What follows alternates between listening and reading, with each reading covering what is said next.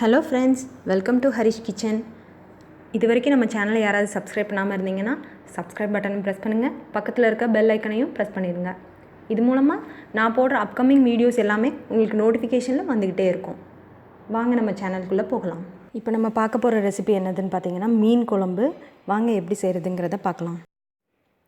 தேவையான பொருட்கள்: சின்ன வெங்காயம், கருவேப்பிலை, இது ஃபிஷ் ஃப்ரை மசாலா, இது குழம்புத்தூள் மசாலா. என்னென்ன ஆட் பண்ணியிருக்கேன்னு சொல்கிறேன். அதுக்கப்புறம் கல்லுப்பு, புளி எடுத்து கரைச்சி வச்சுருக்கேன். தாளிக்கிறதுக்கு கொஞ்சம் சின்ன வெங்காயம், பச்சை மிளகா, வெந்தயம், கருவேப்பிலை எடுத்திருக்கேன். அதுக்கப்புறம்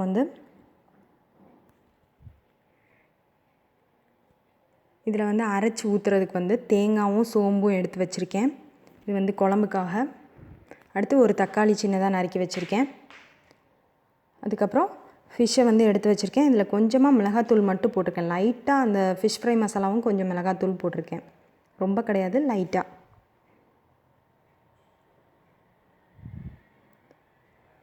இப்போ இந்த குழம்பு மிளகாத்தூளில் என்னென்ன ஆட் பண்ணியிருக்கேன்னா வத்தல், மல்லி, அப்புறம் மிளகு, ஜீரகம். இந்த 4 ஐட்டம்ஸ் தான் லைட்டாக வறுத்து அரைச்சி வச்சுருக்கேன். இதுதான் குழம்புக்கு போட போகிறோம். இந்த மீன் குழம்பு அப்படின்னாலே இந்த மாதிரி அரைச்சி போட்டாலும் சூப்பராக இருக்கும். இல்லை கிடைக்காதவங்க கடையில் கூட அந்த பொடி வாங்கி ஆட் பண்ணிக்கலாம். இப்போ எப்படி செய்கிறதுங்கிறத பார்க்கலாம். கடாயில் ஆயில் விட்டுக்கலாம்.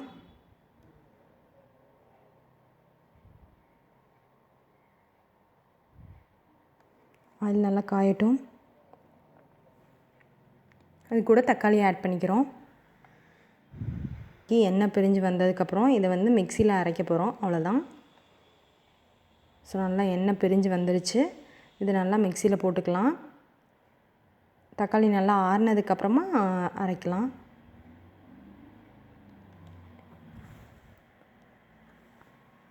இப்போ அதே கடாயில் எண்ணெய் விட்டுக்கலாம்.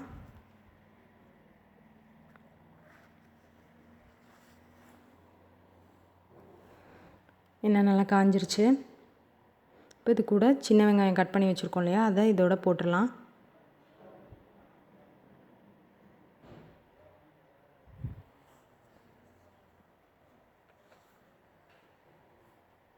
எப்போவுமே குழம்புக்கு சின்ன வெங்காயம் போட தான் டேஸ்ட்டு நல்லாயிருக்கும். இல்லாத பட்சத்தில் பெரிய வெங்காயம் ஆட் பண்ணிக்கோங்க.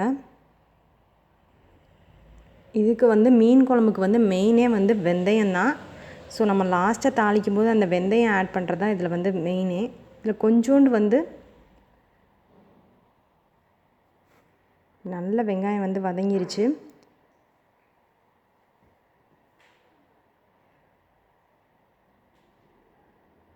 இப்போ இது கூட அந்த அரைச்சி வச்சுருக்க பேஸ்ட்டில் இருக்கு இல்லையா, அதை கொஞ்சோண்டு ஆட் பண்ணிடுவோம் இதோட. இப்போ நான் ஒரு தக்காளி தான் போட்டேன்.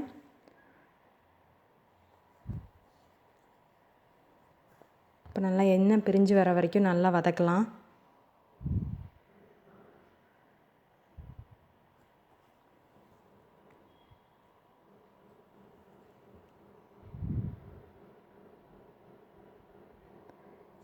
நல்லா ஆயில் பிரிஞ்சு வந்துருச்சு. தேங்காய், சோம்பு எடுத்து வச்சுருந்தோம் இல்லையா, அதை நல்லா மிக்சியில் அரைச்சி வச்சுருக்கேன். அதை இதோட ஆட் பண்ணிக்கலாம். நல்லா மிக்ஸ் பண்ணி விட்ருங்க.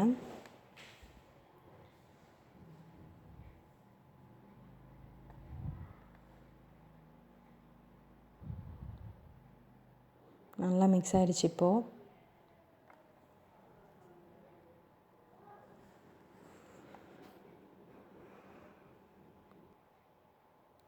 எண்ணெய் நல்லா பிரிஞ்சு வந்துருச்சு. இப்போது நம்ம மசாலா அரைச்சி வச்சுருந்தோம் இல்லையா, அதை இதோட ஆட் பண்ணிக்கலாம். ஃபிஷ் ஃப்ரை மசாலாவும் அண்ட் குழம்புத்தூள் மசாலாவும் இதோட ஆட் பண்ணிக்கிறோம். ஃபிஷ் ஃப்ரை மசாலா எதுக்கு ஆட் பண்ணோம், ஒரு கலரிங்காக தான். அது கொஞ்சமாக ஆட் பண்ணிக்கலாம். குழம்புத்தூள் மசாலா கொஞ்சம் அதிகமாக ஆட் பண்ணிக்கோங்க, அவங்கவுங்க காரத்தை பொறுத்தது. புளி எடுத்து கரைச்சி வச்சுருக்கேன் இல்லையா, அதை இதோட ஆட் பண்ணிக்கலாம். நான் ஒரு எலுமிச்சம்பழம் அளவுக்கு புளி எடுத்திருக்கேன், அதை இதோட ஆட் பண்ணிக்கிறேன். நல்லா மிக்ஸ் பண்ணி விட்டுறலாம்.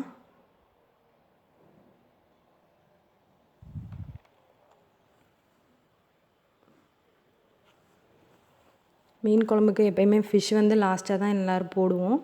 அதே மாதிரியே லாஸ்ட்டாக போட்டாலே போதும். 2-3 மினிட்ஸில் வந்து அது வெந்துடும். ரொம்ப டைம் எடுக்காது.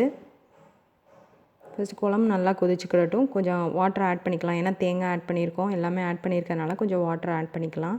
நல்லா கொதி வரட்டும்.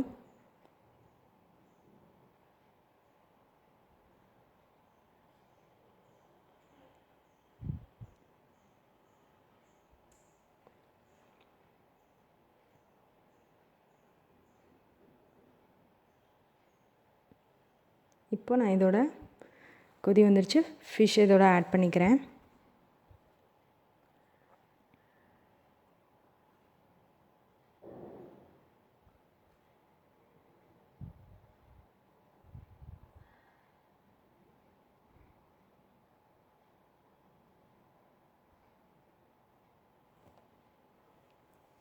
எல்லா ஃபிஷ்ஷையும் இதோட ஆட் பண்ணிட்டேன். லைட்டாக ஒரு பரட்டு மட்டும் பரட்டிட்டு விட்டுருங்க. ஒரு 3 மினிட்ஸ் 4 மினிட்ஸில் வந்து இது வந்து நல்லா வெந்துடும். ஃபிஷ் வந்து ரொம்ப டைம் எடுக்காது.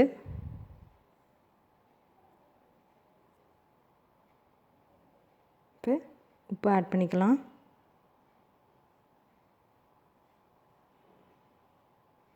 லைட்டாக ஆயில் விட்டுக்கிறேன்.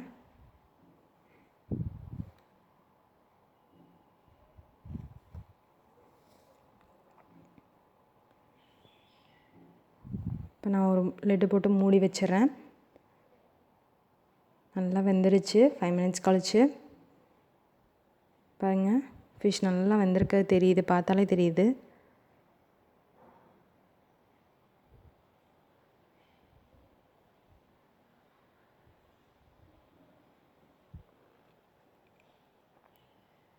அவ்வளோதான், ஸ்டவ் ஆஃப் பண்ணிடலாம்.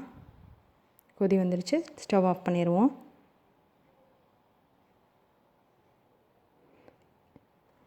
இப்போ ஒரு கடாயில் வந்து தாளிக்கிறதுக்கு தேவையானதெல்லாம் வச்சுருந்தோம் இல்லையா, தாளித்து குழம்புல ஆட் பண்ணிடலாம். இப்போ ஆயில் விட்டுக்கிறேன்.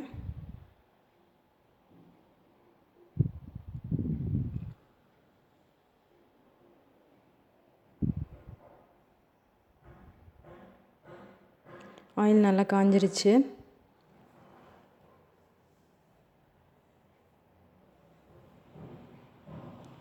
இப்போ இது கூட கடுகு போட்டுக்கிறேன்.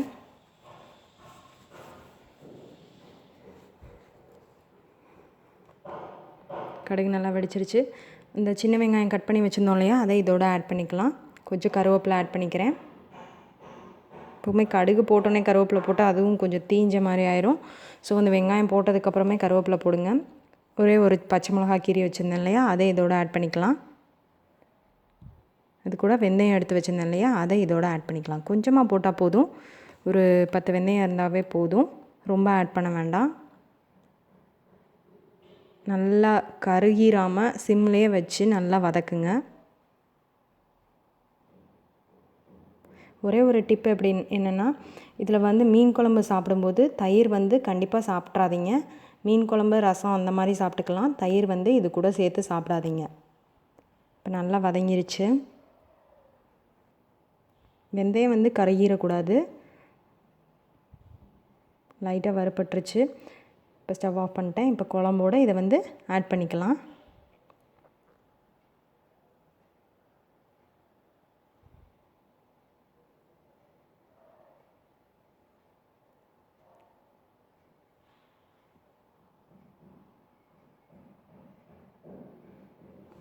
லைட்டாக கிளறி விட்டுருவோம்.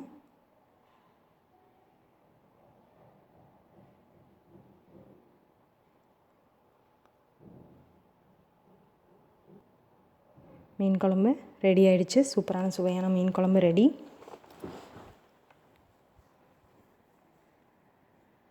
இப்போ நான் இதை ஒரு பிளேட்டில் சாதம் வச்சு அது மேலே ஊற்றி காட்டுறேன்.